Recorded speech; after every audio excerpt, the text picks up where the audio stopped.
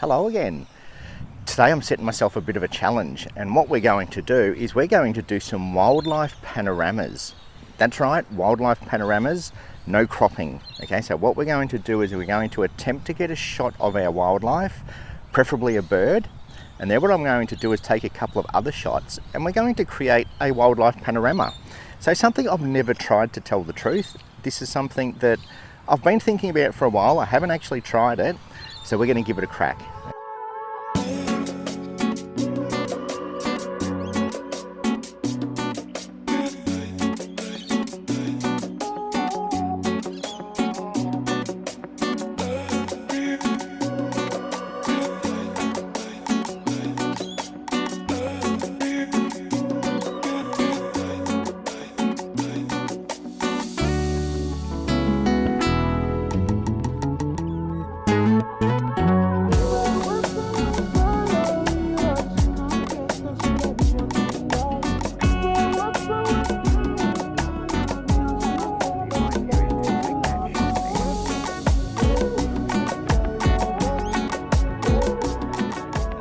Now, for this to work, what we're going to need to do is we're going to have to use back button focus. So if you're not comfortable with back button focus, give it a try. It works. Look, back button focus works really well once you sort of get your head around how it works. So essentially what we're going to do is we're going to use our back button focus to focus on our subject, take the shot, and then without refocusing, so as soon as we release our finger off the back button, our focus will be locked where our subject was, and then we're going to take a couple of shots either side, and we're going to stitch together a wildlife panorama.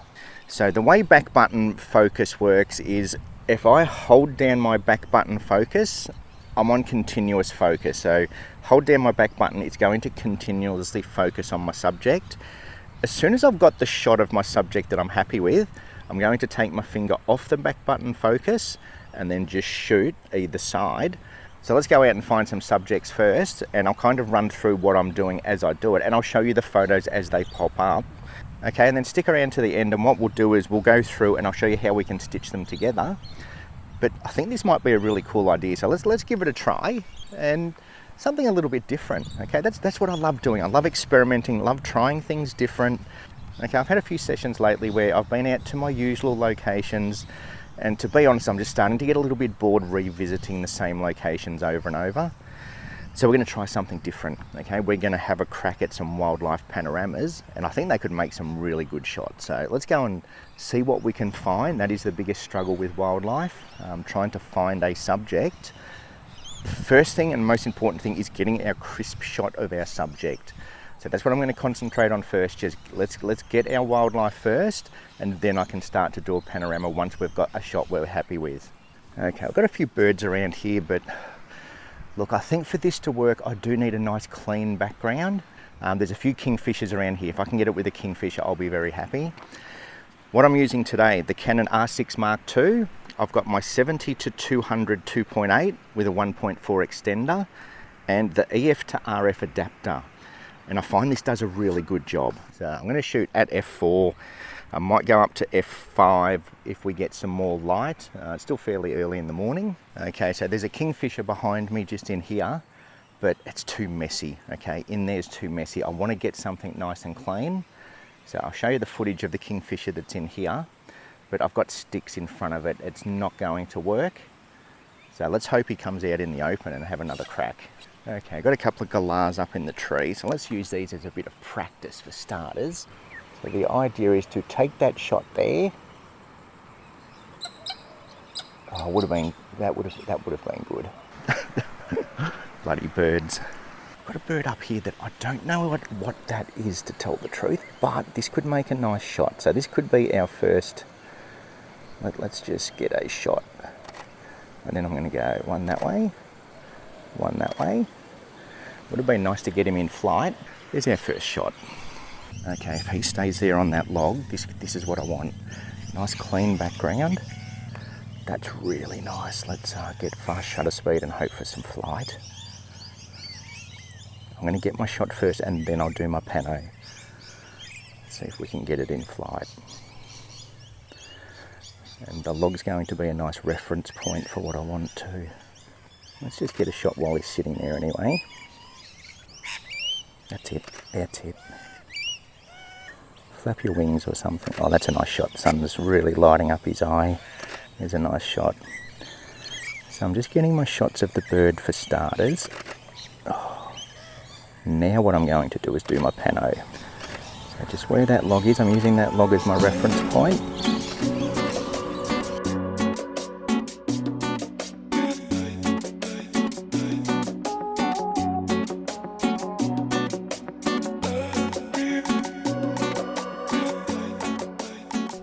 Okay, so now onto the editing side of things. And this was actually a lot easier than I expected. So I don't know whether it's just been the updates in Photoshop and Lightroom recently, but it works really well. So as an example, here's one of the shots of the rainbow lorikeet. And then what I've done is I've taken a shot to the left and then another shot to the right. Now, to be honest, I was expecting to do a little bit of cloning here to make it stitch together. But this is all we need to do. If we just select our 3 images, so we can either hold Control or Command and just select our 3 images, right click, photo merge, panorama. And just like that, Lightroom has done an amazing job. Okay, works exactly the same in Photoshop. Don't take it into Photoshop first, do it through Camera Raw. So as long as you're working with RAW files, just open them all up and then right click, merge to panorama. When it comes to options, you can play around with options, you can fill edges, you can do whatever you want in there. But the good thing is it will create a RAW file. So if we merge them together, okay, and then what it will do is it will create a RAW file. So they call it a DNG, but that is essentially a RAW file, which we can now edit. Okay, so we can do whatever we want to that image, and look, don't waste your time editing individual photos first, because when you stitch them together, it's going to stitch together a RAW file. So it will take into account all of your edits. What it won't take into account is crops. So if we were to crop these images first and then stitch them, it's going to look exactly the same. It is literally stitching your RAW files. So don't bother editing your images first, just stitch them together, create that RAW file, and then you can start editing the RAW file. Okay, so then we can crop it if we want to crop it. We can change our color, our white balance, we can do whatever we want. Now, here I've taken lots of different shots of the rainbow lorikeet. Okay, so I've basically kept taking shots until I've got one that I liked. Okay, and this is where it can come in handy. Okay, so we're taking lots of shots. Again, this was all first time I've tried it, so it was just an experiment. And then eventually the bird's flown away, which I wish I had have got that shot. That's what I was hoping for. I was just too slow. If I had have used pre-capture, I might have got it. If I wasn't so old and slow, I probably would have got it. But, you know, we've got all of these images that we can choose from. And then after it's flown away, what I've started to do is do my panorama. Okay, so I've taken a couple of shots to the left and then a couple of shots to the right.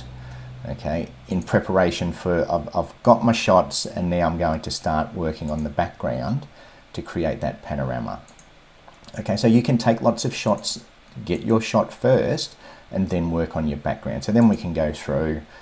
Now this is the shot that I did use for my panorama, but what we can do, we can choose this one. So then if we choose that one, just by holding Control on our keyboard, we can then select our background images, right click, merge to panorama.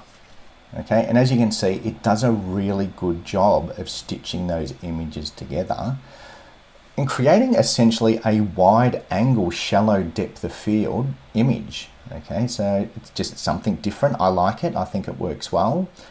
Okay, so now let's go to the next level, and we're going to create essentially a gigapixel type image. So what I've done, after I've done my panorama, I have continued to shoot my background, and I've started to go up and down the tree, just panning from left to right, taking multiple shots of my background. And now what we're going to do, let's do exactly what we did before. What I'm going to do is, first I'm going to select all of my background images. And as you can see, we've got quite a few there. And then let's go back to this image, for example, just by holding Control, select all of our images, right click, photo merge, and you have a look at how many images we've got now. Okay, so now we've got a lot of images. So if we merge all of them together, okay, and now we've got a 13,000 pixel by 7,600 pixel. Okay, so we've increased the pixel dimensions, and we can crop it in any way we want. So if we want to just keep that original ratio, it's one of those things, look, a little bit of trial and error and you'll get it looking much nicer. Okay, so let's just say we want to crop it in there. We're essentially creating a shallow depth of field wide angle view almost. Okay, then we might want to decide that we want to crop it into a vertical. Okay, we can choose however we want to crop it, and we've got plenty of pixels to play with.